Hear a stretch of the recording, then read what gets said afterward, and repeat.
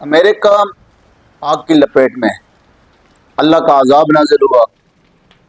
Trump اور اس کے حواری موجودہ بننے والا صدر دھمکیاں دے رہا تھا، اللہ کی پکڑ آ گئی ہے۔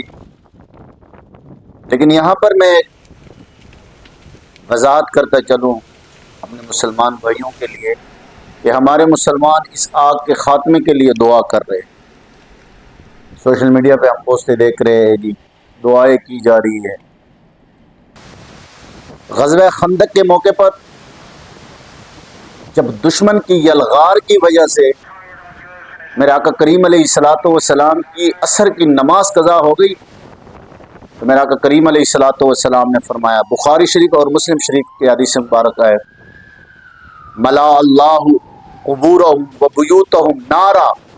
حضور علیہ السلام نے دعا فرمائی کہ اللہ تعالیٰ ان کافروں کے قبروں اور گھروں کو آگ سے بھر دے۔